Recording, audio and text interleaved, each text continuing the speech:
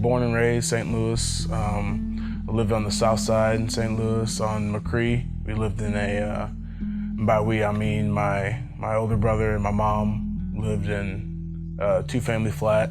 But I started playing sports my third grade year, playing AAU ball, traveling team with PAL, which is the Police Association League. My mom took me to practice one day. I mean, she knew I loved basketball and loved watching basketball, but so one day she just took me to a practice, and it was right at the end of the practice, and they told me, they were about to run suicide, and I had what's a suicide?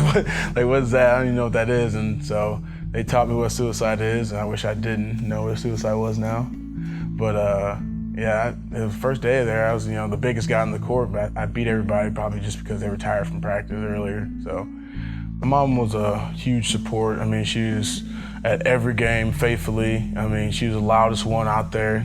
I am his #1 fan / cheerleader. I have embarrassed my sons. Yes, it's my job, and I enjoy doing it.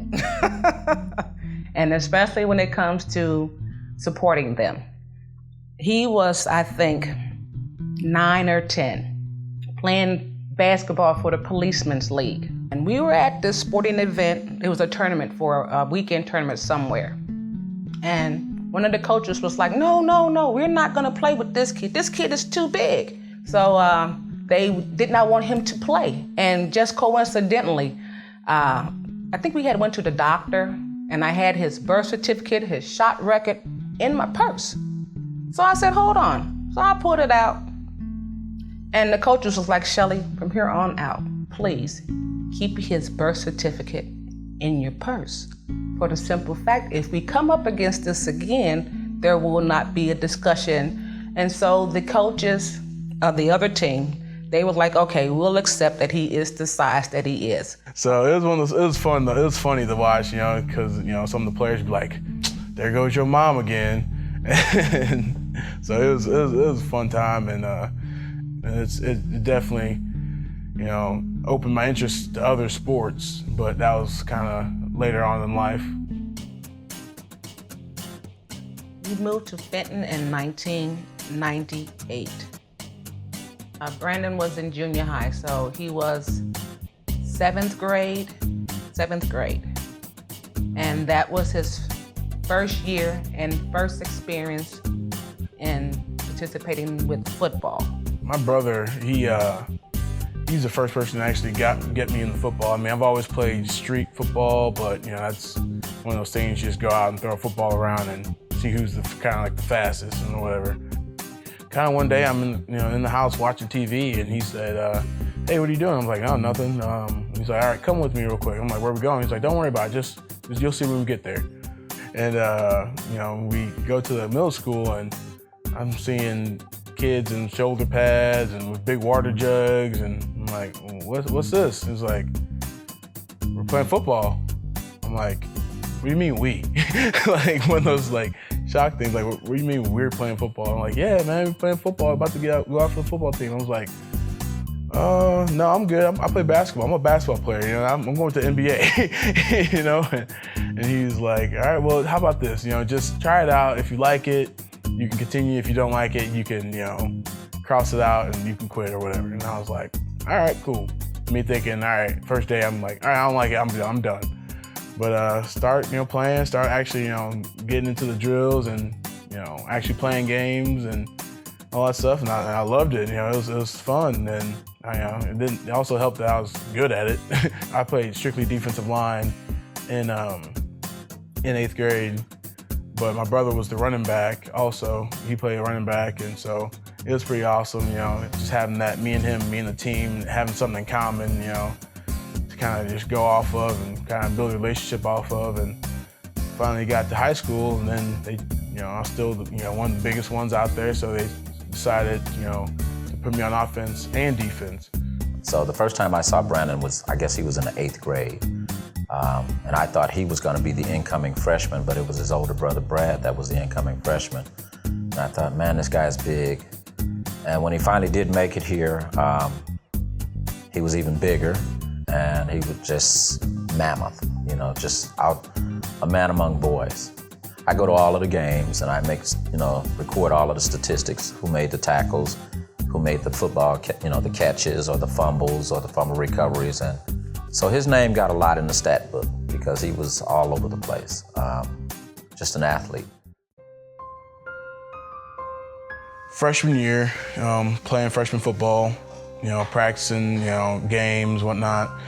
After practice, one of the parents dropped me and my brother off, and I saw a U-Haul truck in front of our house, and one of those things I'm really thinking nothing of it, to the extreme. I'm just thinking like either we got a new piece of furniture or we're moving something into the house or whatever it may be. And I'm just like, so Mom, what's up? What's this? And then she just kind of looked at me. She kind of had like a real serious look on her face, and she's like, we gotta go. And I'm like, what do you mean we gotta go? Like, there's something wrong with the house. She's like, we gotta go. So go in the house and get your stuff packed up, and we gotta leave. And I'm, just no answer, just like, all right, we gotta go. And during that time, we practically homeless for about 6 months, just kind of moving back and forth to my grandparents' house, then back to my cousin's house, and back to my grandparents' house, and so forth, so on and so forth. There were times where things just came up short as far as, groceries in the house and having enough money to pay the bills. And, that's where me and Brandon, I really felt that I kind of helped bring Brandon under my wing as a good friend and help support him with that, and staying the night at my place, and him even going to other friends' house just to try to find something to eat, or try to get from one place, point A to point B, catching a ride here, catching a ride there. Eventually, my mom got us back on our feet, and but going back on that, my mom was definitely the rock and the glue that held us together, because my mom was the kind of person like you could never tell that we were in the situation we were in because of how she carried herself. She always had a smile on her face. She was always had her head up, and she told us the same thing. Like, this is just one of those things. Like, this is temporary. Obviously, it stinks that we're in this predicament right now, but it's temporary. We're gonna get through this. She keep telling me and my brother we're gonna get through this, and keep your head up high, and just focus on school, and I'll do whatever I have to do to make sure you guys have a home. She finally saved up enough money to get an apartment out in our school district where we used to live, where we used to have our house. So it was kind of cool because we were still out in the school district where all our friends were. We could still go hang out with them. So she struggled, but it was worth it for her for us to have what we had and to do the things that we wanted to do.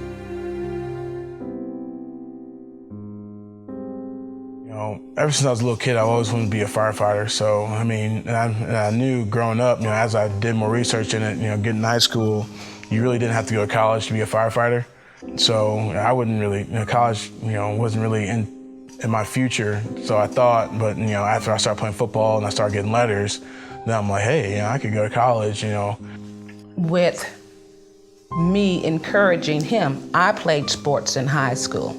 I got a scholarship to college for playing volleyball and did not pursue it the way that I should have.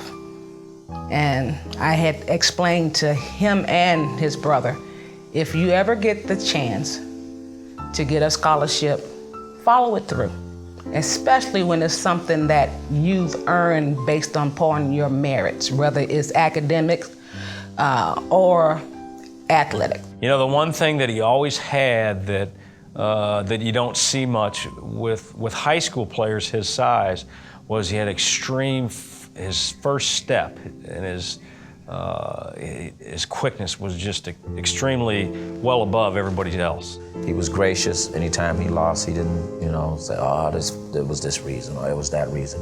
He just accepted it and said, I'll just try harder next time. And when he won, it wasn't tooting his own horn or anything. He would I just had a good day. Things worked out for me, and that's kind of how I try to get all of my kids to live. Be humble, be gracious, and things will work out for you. So he called me up and kind of gave me the whole rundown on how his time at the prep school was coming to an end, and he needed to make a decision on where to go. And at the same time, I was in my senior year at Rockwood Summit, and I was also in the same position, trying to decide on where I wanted to take my next level of football to, and trying to decide on a school. At that time, I was talking with Missouri Southern. I asked him, I said, do they have what you want? Can they, provide you the things that you need? Or will it be a place that you're gonna struggle at, If it can enhance your future, then go for it. And most kids are thinking about life beyond high school and life beyond football or whatever college, sports in college. And his concern, I think, was, well, maybe I won't get seen, or nobody will be able to know that I exist. And I told him, I'm a stats guy. If you got the stats, they'll find you. I'm playing for my mom, I'm playing so one day I can do the same thing she did for me, I can, have her live comfortably. I can, have her, being stable financially and, just spiritually stable, I no longer have to stand up and say, well, heck, I know he's a big boy. I don't have to fight to say, well, he can play or he's capable of playing, because now he's on an even playing field. He's not the bigger kid now. All of them are huge, so it's okay.